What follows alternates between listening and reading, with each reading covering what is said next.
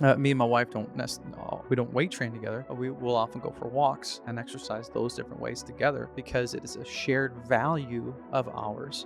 And so the more shared values that you can combine and to live out together, the more healthy your marriage is going to be. And that's another part of that conversation is values, right? What are you valuing as a couple? And obviously you're going to have different ones, but what are your shared values? For me and my wife, it's exercise, it's belief in our faith. And so we do as much as we can in those things where our values come into alignment. And exercise is one of them. And the best way to make sure that you are being fit and being and exercising is to invite more people into that journey.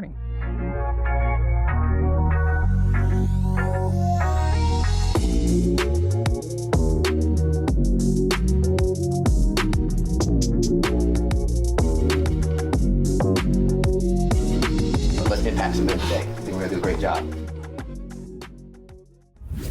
What's going on, guys? Welcome to the Modern Man Podcast, where we connect men in pursuit of their potential. Join us as we embrace discomfort, cultivate community, and put wind in each other's sails. And before we jump into the episode, I want to urge you to hit that like button, hit that subscribe button, and share the podcast to help us grow. And for the fellas who are listening or watching, I encourage you to check out the Noble Knights Men's Group, where you can find the support, accountability, and mentorship you need to achieve your goals. Join us and become a part of a community of like-minded men on a mission to elevate their capacity for life. And I'm excited to get some wind in our sails today. It is an honor to have a dedicated husband, father, advisor, leader, and speaker committed to guiding men towards excellence in all facets of life. As the founder of Dad Nation, he leverages his personal journey from overcoming significant personal challenges to achieving a thriving marriage and family life, all to inspire and mentor others. It's a pleasure to have Mitchell Osmond on the podcast. Mitchell, man, thanks for being on. Thank you, brother. I'm honored to be here. Looking forward to the conversation. Absolutely. It's an honor to have you. And before we jump into some of your stories, some of the tactics and the techniques you use to completely turn your life around, I first want to give you the microphone, give you the stage, and give you the podcast to talk to the audience directly, give you an opportunity to get acquainted without me messing up the intro, right? Go ahead, talk to the people directly, let them know who you are and how we got here, and we can jump into more of the subject matter. Mm. Yeah, man. Well, hey, thanks for having me on the show. Looking forward to having this conversation. I had you on my podcast called the Dad Nation Podcast. It was a powerful conversation. And man, I'm just loving getting to know you. I just want to say personally, man, it's just been so great. And I love what you're doing. It's a powerful mission. Obviously, I'm biased, but I love it. And so, yeah, so man, a little bit about the Genesis story. So, what am I today? I'm a transformation coach to men. So, I work with high performing men to build stronger marriages, bodies, and minds, right? Those are the three things we really dig into. A lot of the men that I work with have built businesses who are in leadership positions in organizations and have seen success professionally, but have been struggling personally.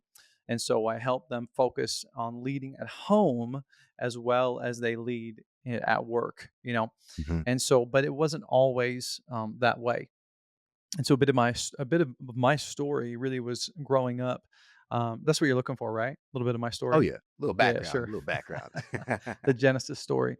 So yeah, man, I grew up in a dysfunctional home. I will say that.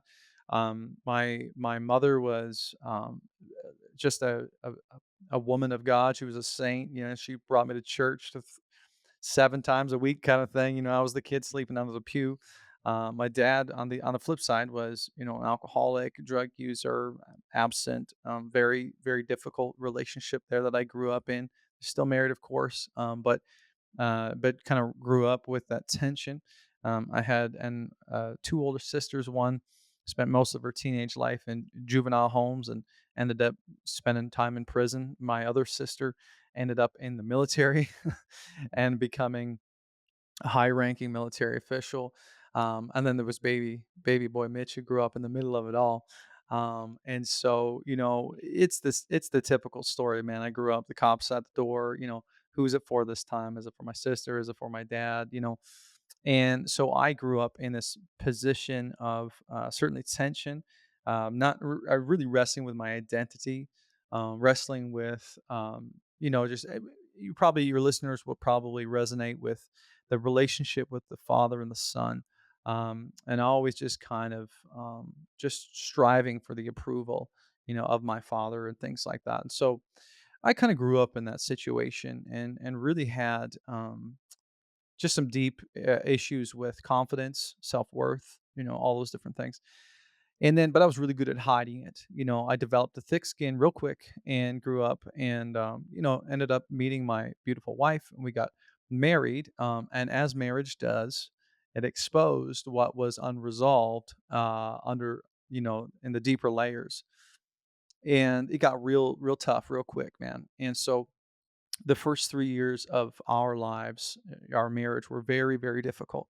And, long story short, we got to a point in our marriage where we were like, there was no good way out of this. Like, it just divorce was very much on the table. I remember I would park my car, and I tell this story often on the podcast, but I'd park my car, outside the house, and I would sit there and I just try to get the courage to walk in because I knew what was facing me on the other side was a fight, was a blow up, was stress, was anxiety, and Yeah. my wife would echo the same thing. She was on the other side of the door dreading when I will come in because it was so tense.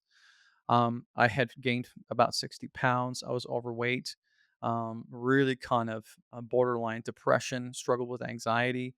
I started emotionally eating. We were in debt to the tune of six figures, like 100 grand of consumer debt and loans, and you name it, man. It was just a disaster. Mm. And I was at a funeral. As people often ask me, what was your turning point? How did you do this? And I was Yeah. at a funeral, and at the time I was singing at the funeral for this person who was very affluent, philanthropic individual. A couple thousand people showed up to his funeral. Powerful man. And the minister at the funeral had asked the question at the end of his time. He said, "Are you living a life worth imitating? Would someone look at your life and want to live the way that you've lived?" And the challenge to the question was, "How are you living?"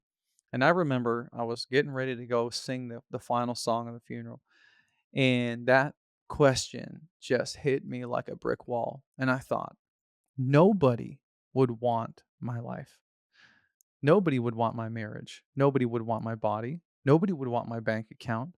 And I have lived up to this point 28 years, 29 years of my life, and I have nothing to show for it. Mm. So, finished up the funeral, got up the next day legitimately. If you go onto my Instagram, you'll see a before and after picture. The before picture was this day. It was the day after the funeral. And I was like, I'm taking ownership. I'm tired of just numbing and having a miserable marriage, being in debt. And if I don't take ownership and get rid of this victim mentality, woe is me. I had a tough upbringing. I had the worst, blah, blah, blah. If I don't take ownership and take action, nothing's going to change. And Mm. it was like minus 10, I believe, that morning. I threw on a bunch of clothes, my toque, my balaclava, and I started running. And I tried to run a 5K and I made it about 350 meters of puke. But I was Wow. just so determined that day that things would change. And so over the next year and a half, I began to study personal finance, began to study fitness, nutrition. I began to study. We brought in a marriage counselor. I brought in mentors. I got strong men who were ahead of me and rallied them around me. And within a year and a half, man, we paid off our 100 grand of debt. We restored our marriage. I dropped 50, 60 pounds, packed on some muscle. And so the after picture is what you see on the Instagram is the result of that transformation. And essentially what happened was because I've always been in positions of leadership in one way or another, there were a lot of people just watching from the outside. They're like, "Man, how'd you Yeah. lose that weight? How did you turn the things around with in your wife? How did you pay off that kind of debt? Like, what did you do? What's your secret?" Everybody wanted to know. And so that's kind of what started the journey, man. And I began to just share what I've learned with friends.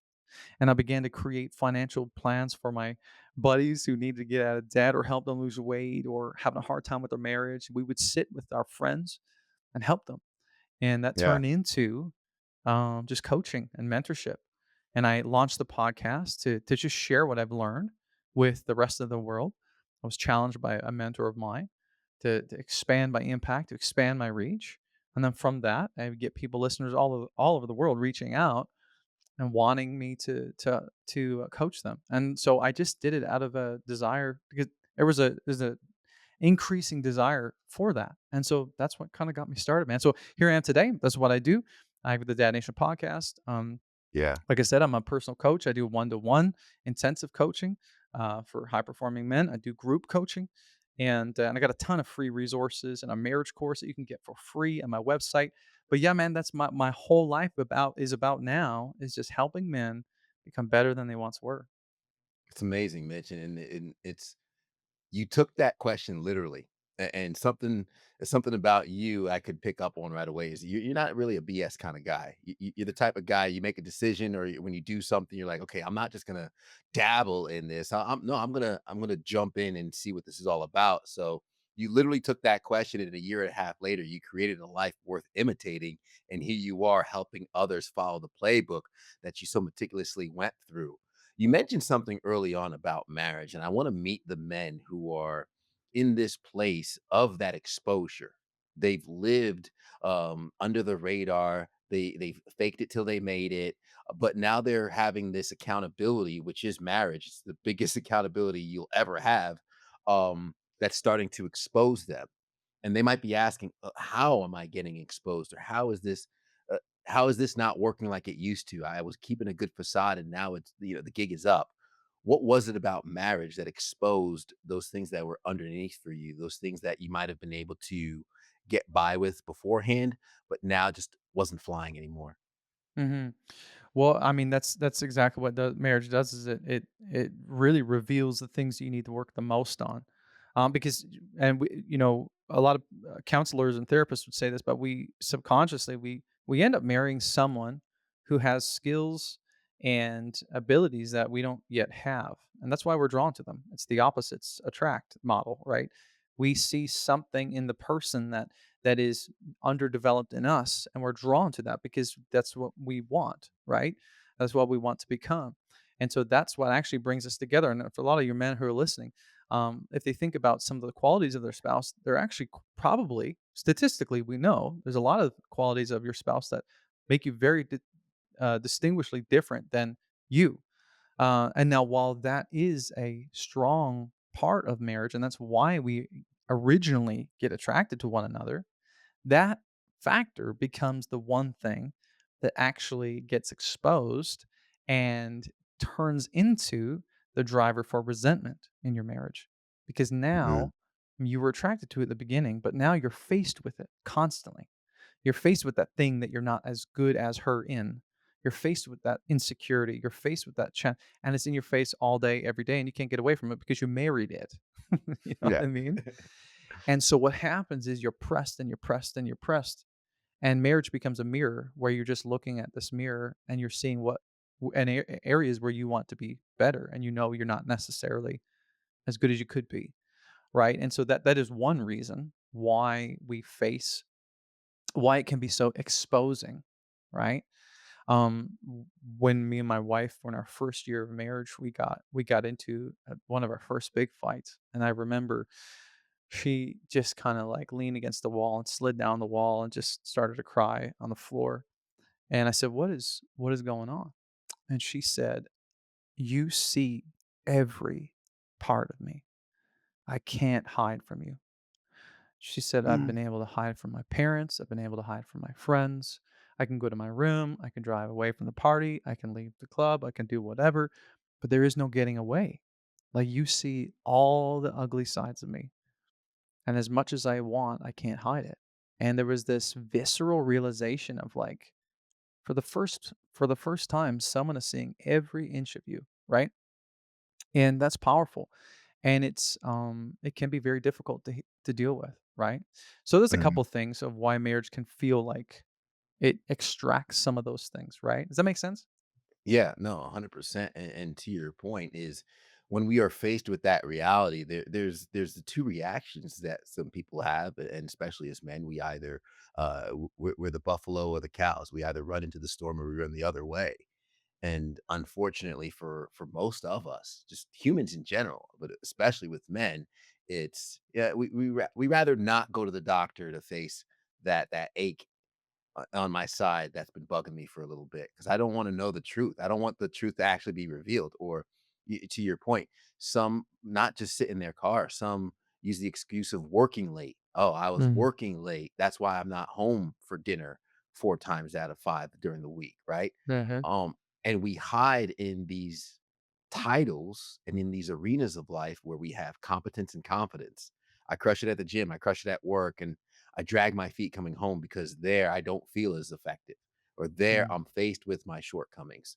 So it's that second reaction, that avoidance that unfortunately allows that problem, which could be small at first, to get even bigger and bigger and bigger to the point where it becomes just so intimidating to approach and to attack.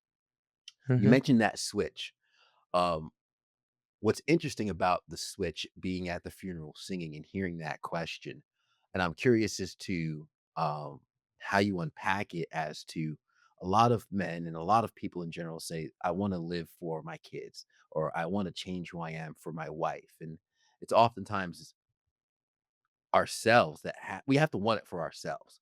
How many times can you have friends or people close to you begging you to change, but until the person makes that choice to change for themselves, they don't make that action. So when you realized you weren't living a life worth imitating and you made that decision, how did you articulate that and communicate that this new Mitch the next morning, going to run before puking? How do you articulate this new mindset that you have with your spouse, with your partner, who will watch you through this and maybe even go through this with you? Mm. It's a great question. Um, I'll tell you what I did, and I'll tell you what I teach my clients to do. And anyone listening, I would encourage you to do this.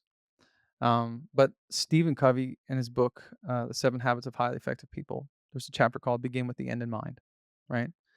The most powerful thing we can do is just that, is create what do we want to be known for?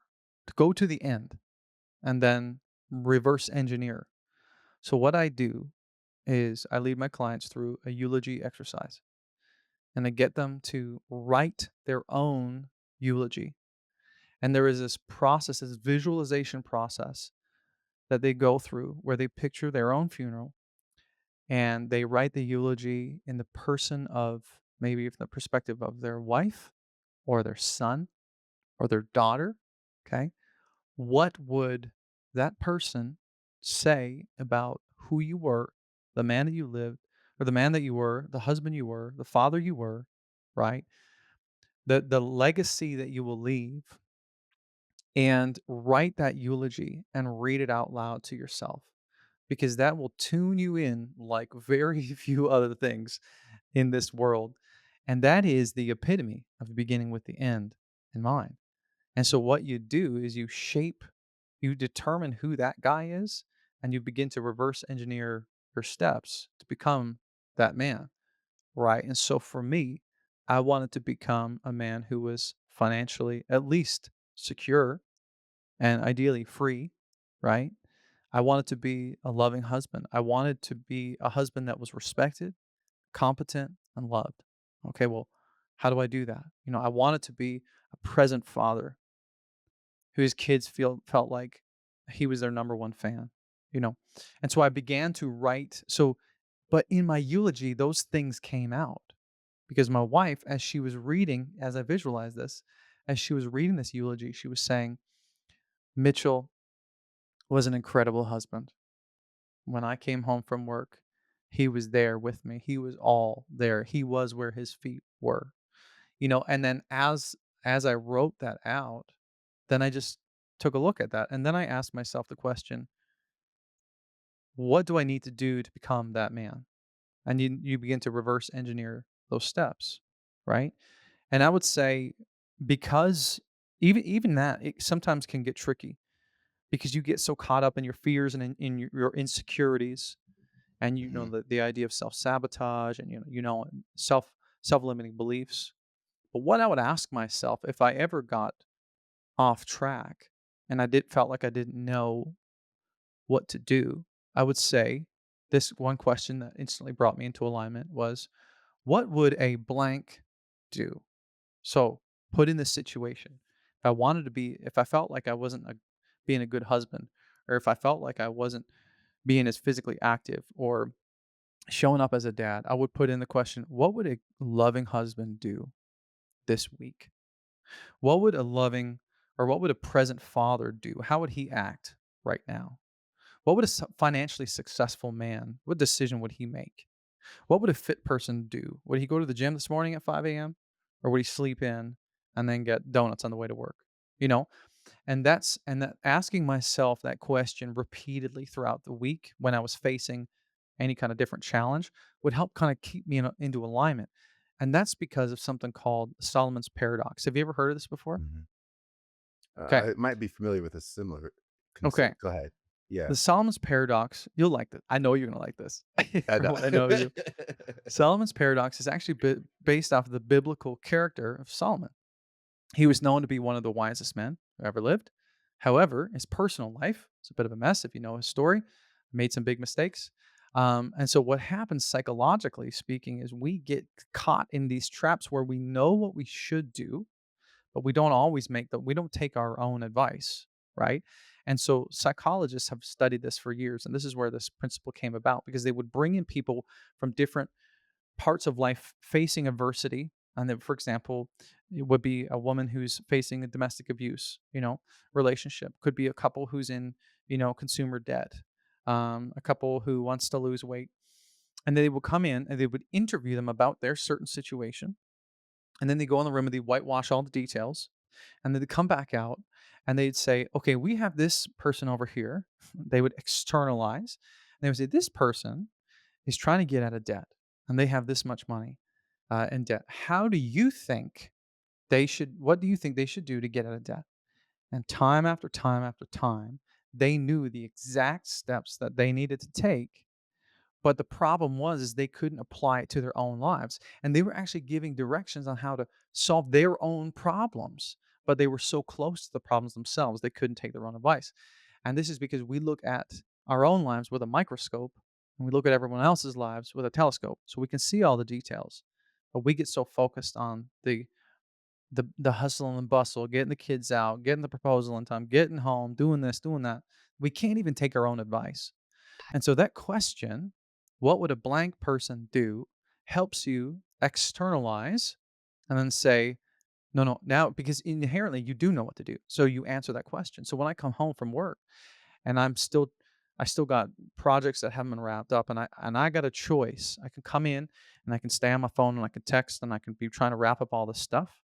Or before I walk in, I could say, what would a great dad do when he opens the door?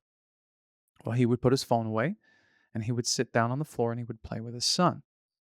So what I do is I sit in my garage for an extra 2 or 3 minutes and I wrap up the phone call, wrap up the deal, whatever, over text, put my phone away, and I come in and I show up. And wherever my feet are, there I am. You understand what I mean?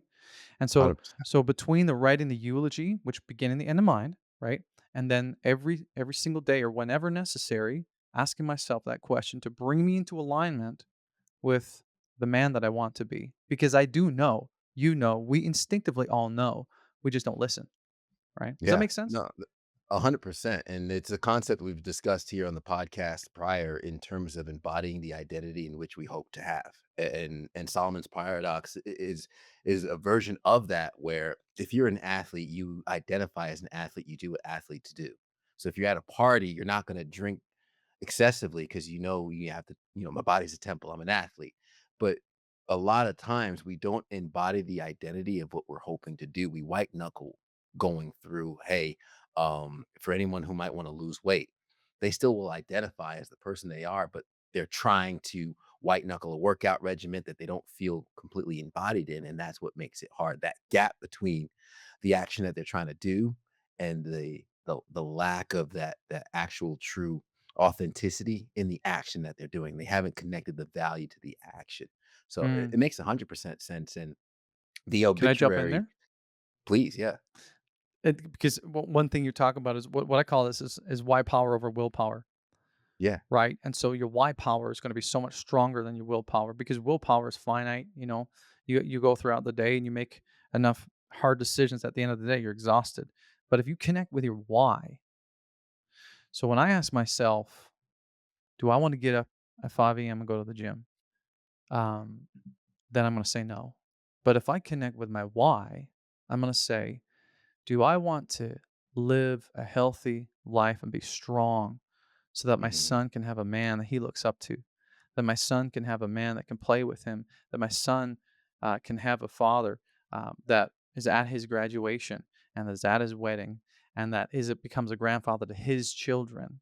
So I'm going to do whatever I need to do to prevent disease, to prevent illness, to age well, so I can spend as much time that I have with my son. That is why power. And that's going to beat out, do I want to get up this morning or go to the gym? So we connect with our why when the Mhm. willpower comes up short. Does that make sense? If iron sharpens iron, so does one man sharpen another. But if you're a man and you're alone or listening to this, then who sharpens you? What's going on, guys? Ted Payton here, host of the Modern Man podcast, also founder of the Noble Knights Mastermind Group. And I'm just out here encouraging you to find your circle. Maybe you're on a personal growth journey and nobody around you understands the new mentality that you're possessing. That's okay. You can find an online community that will pour into you, will navigate your goals and navigate your obstacles, share their experiences, resources, and more. Join the Noble Knights Mastermind Group and try us out for free to tap into a community of men helping each other scale up and reach their goals. Check out themodernmanpodcast.com. 100%. He who knows his why can endure anyhow, right? Exactly. Going That through. was Nietzsche, I right? Yeah, Yeah. that was Nietzsche and Viktor Frankl wrote it in Yeah. his book. Yep. Are you familiar with the story of Alfred Nobel? I imagine you Yes. are, where he read how he would be remembered. He created dynamite and was the arbiter of war, destruction, and after reading that from a mistake, it was a an accident of misaligned identity, but you literally read how you will be remembered when you're gone. And he completely changed his life. And now we have the Nobel Prize and the Nobel Peace Prize of all things. And that's the reality of one's own mortality and how it could change action. So you've decided who you want to become. The very next day, you start this personal growth journey. And just for folks to really take this home, how important it is, not just for themselves, but their marriage. Research studies actually show, there's a study published in the Journal of Marriage and Family in 2019. It found that individuals who engage in personal development activities experience higher levels of marital satisfaction, attributing growth in self awareness and emotional intelligence as key factors. So this personal growth journey isn't just something that we enjoy for ourselves, but we also get the added bonus of an improved marital experience. Speak about that year and a half of getting out of debt, losing the weight, learning everything that you're learning from financial literacy, taking in a marriage counselor. How was that year and a half transformational, not just for Mitchell the man, but your marriage as well? Mm. It was humbling. Very, very humbling. I had to face my fears, right? I had to face my insecurities. I had to face I had to face the reality that I was not the man that I thought I was, right? Mm. I had to face a lot of those things. Um, Things that I would have normally drowned out in drinking, Netflix, doom scrolling, eating, you know, pleasures that I would normally use to make myself feel better. I had to deny those and face them like raw dog them. You know what I mean? Like straight I up. feel that. And that was painful. But that was the only way through it. Conversations like this we're having with my wife of like who are not just who am I becoming, but who are we becoming? What kind of couple do we want to be known for, right? What kind of life do we want to be known for? And this constant alignment with who we are becoming. But a lot of guys in my experience aren't comfortable with that work of facing um, their insecurities, right? Their fears. Um, and there's a lot of reasons for that. There's a psychological term called normative male alexithymia, which is a bit of a mouthful. but that's the term that psychologists actually labeled it, and it's this situation where men have been raised in a cultural norm where we feel uncomfortable talking about our feelings. We feel uncomfortable talking about our challenges and our weaknesses, and we're told to have a stiff upper lip. Tough boys don't cry. Strong men don't cry. You name it. And so this is actually a psychological thing. I mean, it's legitimate. And a lot of us face it. And when you think about our representatives, the men gone on before us, even let's talk about the war, World War II. You know, Yeah. can't remember if you and I have talked about this or not, but these guys came home with extreme levels of trauma, PTSD, and did not have the tools or resources to deal with it. And so, for the most part, I mean, the lucky ones managed, but most drank, smoked, whatever, just stuffed it down, suppressed it. And then their kids learned those things from them because as men, especially masculinity is caught, not taught. You can't teach masculinity. You observe it and learn it from other masculine men. And so we learn that. And so that generation grew up with that set of skills. And then came along us, or maybe depending on how old you are, there might be another generation. But we're like 3 generations, 4 generations away from extreme trauma at that and coping and a lack of tools and a lack of resources. And so that's one example of many reasons why we're in a situation today where, as men, we're just uncomfortable talking about Yeah. what's going on the inside, right? And so for me, it was a lot of those fears, facing them and just being and saying it's okay that I am not okay right now, you know. Yeah. And there's actually strength in that, and there's wisdom in that, and that's actually a great quality.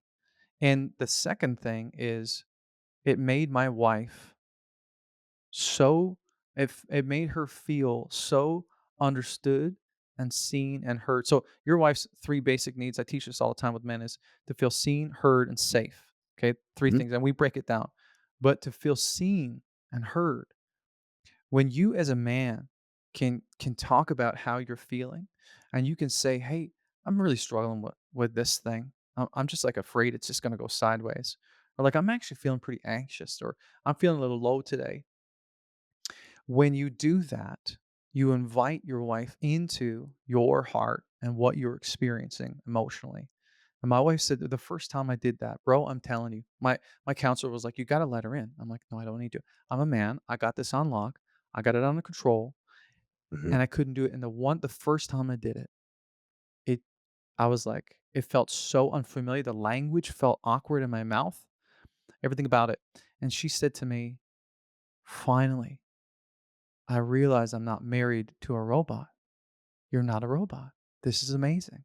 And she said to me, "I've never felt closer to you emotionally." Right? Because now she could get she could get a glimpse into my hurts and my struggles and my pain. And that actually brought us together and that brought us closer, which is what I thought would be the opposite. Because as men, our biggest desire is to be respected and to feel competent.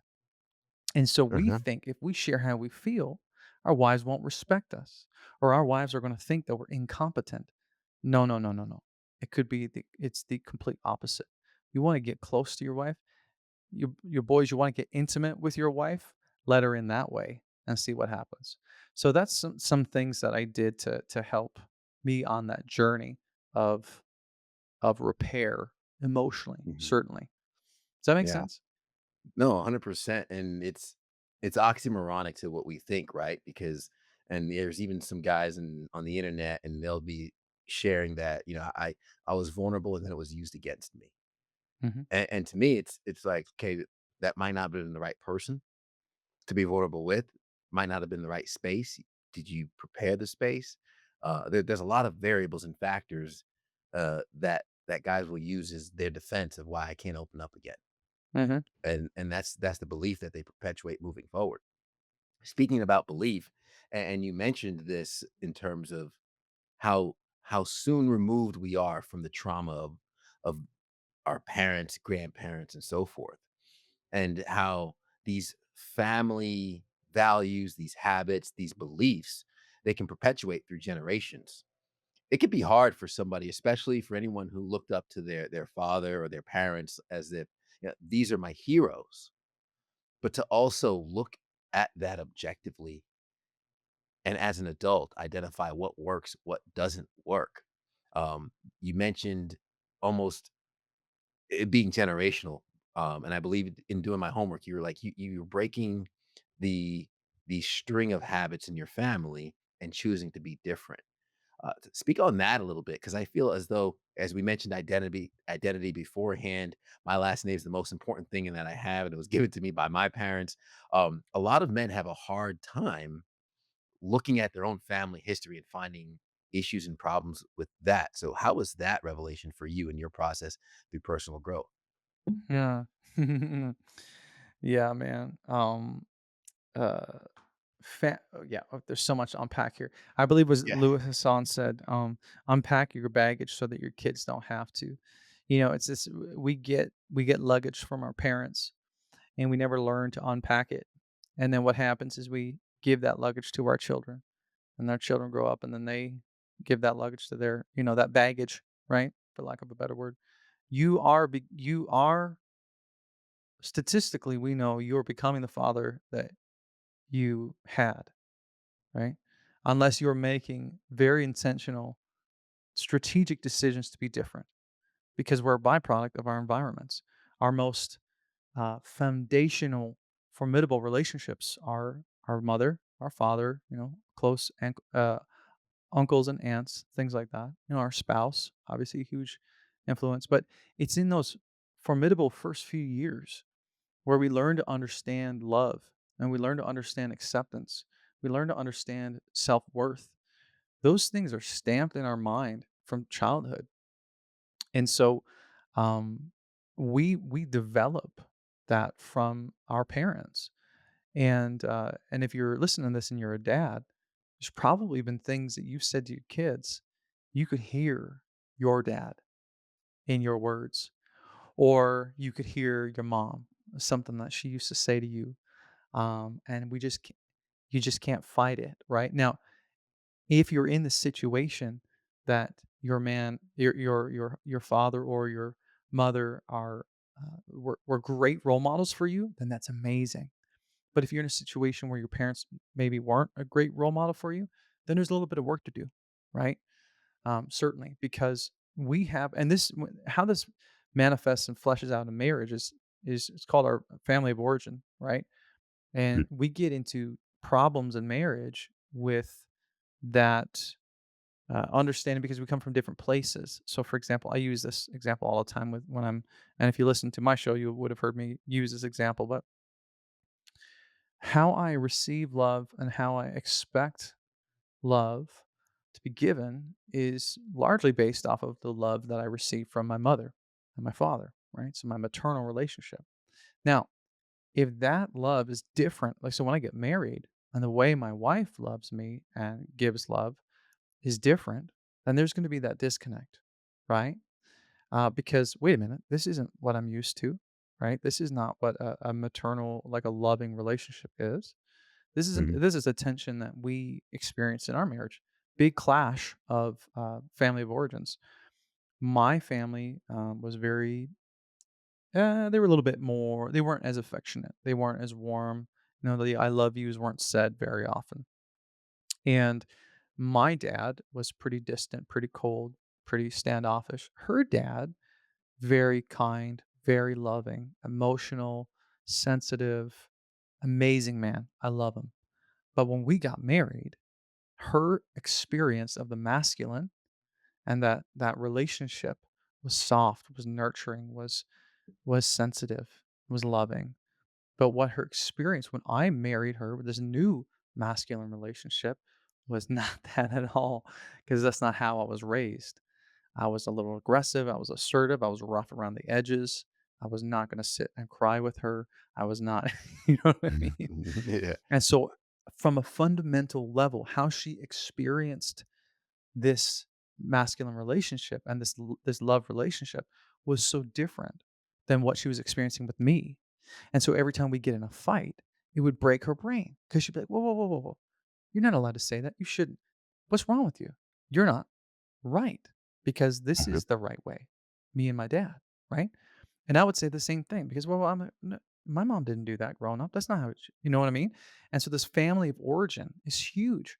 And so a lot of times couples find themselves in situations where they just don't they get into fights, and that's one of the big 5 things. It's like family of origins, understanding your spouse's relationships with their parents, and then your relationship with your parents, and seeing the disconnect.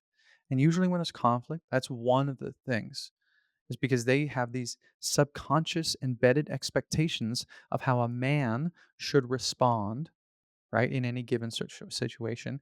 And we as men have these embedded subconscious thoughts and beliefs about how a woman should respond. Right. But when we Yeah. get married, if the woman is different than our mothers, we Mhm. get into problems, right? So family of origins and then core values, love languages, and a bunch of other things. But does that Yeah. make sense? That's a couple reasons why Yeah. things go south. It tracks very, very well, and these are the conversations people don't have before they get married, right? Like, Hmm. when we talk about having meaningful conversations, they're like, we had what do you mean? We had meaningful conversations. We talked about our favorite movie growing up and our favorite toys." No, no, no, no, no, no. How do you give and receive love? How do you articulate and communicate under pressure? Seeing each other through seasons of life of how they function when work is stressful. Do they take it at home? And how do they communicate under high pressure environments? How can you build a language to communicate effectively under these high pressure environments? Setting up it sounds like you're treating your marriage like a business, but what are the standard operating procedures for different when Jess and I became parents, we had to set up systems on how we operate in certain things. Might sound like overkill, but the amount of ease we have in certain situations now is worth the prep, the time that we Hmm. spend together, establishing how we're going to approach life. And like you mentioned, we have our family of origin, but then we, as a nuclear family, create our new environment and our new way of communicating and evolving from that. I know we have just a few minutes left in the podcast. There's a couple other questions I want to get to. I don't want to glaze over the fact that you casually said, my man casually said, I lost the weight, put on a little bit of muscle. Y'all go to his Instagram, okay? You go to his Instagram at Mitch Osmond, or you go to Dad Nation Co. and you see this man's before and after picture. My man is jacked. And I do want to touch on getting physically fit, right? Because research in the American Journal of Health Promotion indicated that maintaining physical health positively influences relationship quality, highlighting that partners who engage in fitness activities together report stronger bonds. Talk about your fitness journey. Talk about not the little muscle you got, the lot of muscle you got, and how that altered things for the interaction with you, your wife, if she picked up a fitness habit as she saw you transitioning. Touch on that a little bit because I do believe that's extremely important. Hmm. Yeah, absolutely. So my wife is has she's a model of consistency, man. It's crazy. She has a degree in kinesiology. She's been in healthcare. I mean, she's brilliant. And has studied the human body and movement and all that stuff. So she's always been like super consistent in working out and her diet. I mean, her craving bad food is like chicken stir fry. You know what I mean? Like it's amazing. But for the reason why we're what I learned my consistency from her in that sense, because she was always going out, she was always going to work out, and for me as a man, if I'm like again recreating the man that I want to become, I'm like surely I should be able to keep up with my wife, you know what I mean? Surely I should, you know, but the reason why it's so important, the physical exercise and especially resistance training, is because there are so many neurochemicals that are released while you're exercising, like norepinephrine, serotonin, and dopamine, and so many other chemicals that are released to fight heightened levels of cortisol in your system. It promotes creative thinking. It promotes empathic thinking. It's crazy, dude. This is why the best ideas always come after a workout. And so when it comes to physically exercising, your ability to handle stress, to manage conflict, to think with empathy, to think creatively about how to overcome something as a couple. I mean, the best way to jack those juices up is to exercise, right? And so, especially if you're listening, you're in business or in leadership, that's massive. And then to share that with your spouse. Me and my wife we don't weight train together, but we will often go for walks and exercise those different ways together, because it is a shared value of ours. And so the more shared values that you can combine and to live out together, the more healthy your marriage is going to be. And that's another part of that conversation is values, right? What are you Mhm. valuing as a couple? And obviously, you're going to have different ones, but what are your shared values? For me and my wife, it's exercise, it's belief in our faith, and so we do as much as we can in those things where our values come into alignment. And exercise is one of them. And it's the best way to make sure that you are being fit and and exercising is to invite more people into that journey. And the closest relationship you have if you're married is your wife, as it should be. So invite her into it. Does that make sense? Oh yeah, 100%. And it's something my wife and I went through together in terms of a lot of folks think it's out of vanity. Okay, you want to work out, you want to be fit and whatnot. No, it's sure it feels good to look good for your spouse, and when you go out together and enjoy the finer things in life, our cheat days together. But it's also keeping each other accountable. We're consistently pushing the needle forward towards a joint goal of ours to stay in tip top shape and continue to be our best selves for each other. And as you mentioned, with those joint values, I have a word cloud. We picked family values before getting married, and we put it into a word cloud in the shape of a heart, have it posted on the wall. And it's interesting because my mentor told me, he's like, wait till your kid gets old enough to talk. She'll hold you to those values that you've posted for everyone to see, which I would look forward to, right? Our kids can also be our accountability partners. I do have one more question as we come to the end of the podcast. But Mitchell, first, I want to make sure that folks who are listening who want to tap into not just the vast amount of knowledge that you have, but also tap into imitating the life you've created, because you truly have created a life worth imitating. And I want to make sure I give you those kudos and those flowers, because knowing you, I know you're not done yet. You're still working on yourself, still growing, as we always are. But what are some of the best resources, links for folks to go to in order to connect with you and find more of what you're doing? Yeah, man. So, I mean, the biggest place I hang out on is Instagram. So if you're on Instagram, just at Dad Nation Co. That's my handle. That's there for sure. My website is dadnationco.com. You can go check out my website. I tell people I can work three different ways. I offer help. I serve men. That's through community, through curriculum, and through coaching. Right? Community is the free stuff, is the free content. It's the YouTube, it's the Instagram.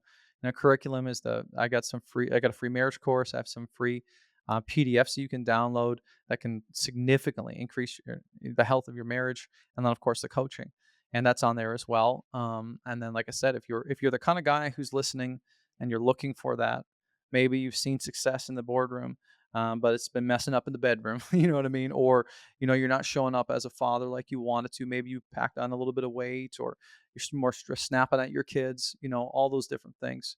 A lot of my clients know they could be better. They just don't necessarily know how, and they're tired of living under their potential. So if you're looking for content, if you're looking for community, if you're looking for coaching, hit me up. Yeah. So Dad Nation Co. Instagram, website, and that's it. Fantastic. And I'll have those links in the show notes and in the description for below for anybody Oh, and that's the watching with us podcast. on YouTube. Yeah, the Dad Nation podcast. I'll have that Sorry. link too. Shout it out. Go ahead. Yeah, man. It's a ton of stuff, man. We get industry experts and professionals in, and influencers in, and we talk about the stronger marriage, stronger body, stronger mind. We talk about fatherhood, discipline, digital dangers, digital safety, like how to protect your kids. Tons and tons of incredible content there. So all free. Hit it up. It's on anywhere where you can download podcasts. So. Even better, put chunk these up to nice and right next to each other. A lot of similarities. So just I think we got your playlist going. Dad Nation Co., the Modern Man Podcast, the Modern Man Podcast, Dad Nation Co. podcast, of course, having it all going together. Last question, Mitchell. It's usually the heaviest, so I save it for last. If it's something we mentioned or touched on, feel free to elaborate on that. But what is something you've seen or something that's happened to you that shapes the way you view the world as a man? Whoa.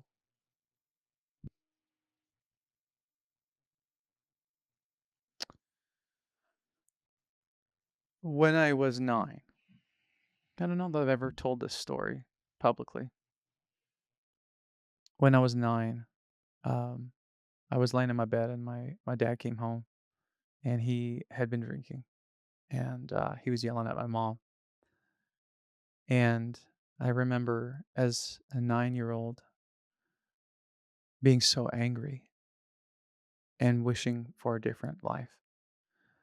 And at 9 years old, I said to myself, "I'm gonna do everything I can so that more kids don't experience this." And I didn't even know that I thought that until I started this movement. And then it was literally 2 months ago. I something happened, and then this thought came back to me, and I came full circle, and it was this profound moment of I I'm stepping into that. I'm doing that. I'm helping men show up in their marriages and in their homes to lead their families because and changing the trajectory of generations. And so the single moment for me, one of them, the funeral was one that we mentioned, but it was that 9-year-old kid who wanted so desperately for a different childhood. And that's changed the way that I saw the world. And it's changed the way that I saw men and how we ought to live. And I've dedicated my life to ending those generational curses. So that would be a single moment, I think, that I would share for the first time ever, actually, publicly. So there you have it. Mitchell, man, thank you so much. And thankful for you and the man you've become because you are living that out. You are living that dream and you are helping men better themselves and realize the impacts they have on their home, their environments, on those who they are leading and who they're raising. So Mm. thank you, and thank you to the 9-year-old you who made that commitment that you are still following through on to this day. Because we need more men like you in this world, and hopefully these conversations continue to perpetuate that. So, thank you so much for the time we've spent together and the time we've yet to have moving forward, brother. Thank you, brother. It was great to be on the show. It's a pleasure and an honor. Absolutely. And I know the audience will echo the same sentiments. I do want to recap just a few gems really quick that you left along the way because a lot of folks are working out or driving or cleaning while listening. And I appreciate you guys trying to multitask, even though we know that's a myth. But are you living a life worth imitating? It's the question that rocked Mitchell. It might be a question that rocked you today. And reflect honestly if you are living a life worth imitating. And if not, what you're going to do to change it.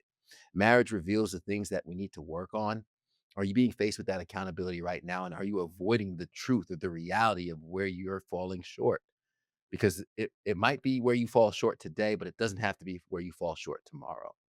You see every part of me. I can't hide from you. There is no hiding from your spouse. There is no hiding from the people who are under your roof with you. They see the best of you, they see the worst of you. And what do we want to be known for? Are you going to contemplate your own mortality? How do you want to be remembered? What will people say about you when you're gone? And if you are brave enough, willing enough to do that exercise, how is that going to change how you behave today? What do I need to do to become that man? I've said before on the podcast, you can craft the man that you want to become and then commit to becoming that man. Reverse engineer it. Identify who you want to be and tap into that identity. Solomon's paradox, something we all learned today as Mitchell took us to school. Why power versus willpower. Willpower will fade. Tap into your why power. Face the truth. If you are not the man you thought you were, you still have time to become that man. And it's okay that I'm not okay right now. Understand your family of origin. Have those value talks with your spouse. Get on the same page. And as always, be a man that creates a safe place, not just for your spouse, but for those kids, for the innocent young souls who are looking up for guidance. Be that mentor, be that leader that leads with strength, gentleness, and love. And as always, reach out to Mitchell or myself if you're looking for other men to run with and ride with. You already know I'm going to ask that you hit that like button, hit that subscribe button, and share this with another man you know you could run with as well who would get value from this powerful episode. Do us a favor and leave us a rating to let us know how we're doing. It's the only way we improve. Don't be a stranger. Catch us every week for a new episode. And as I always say at the end, everybody wants the sunshine, but they don't want the rain. But you can't get the pleasure without first the pain. Let's grow.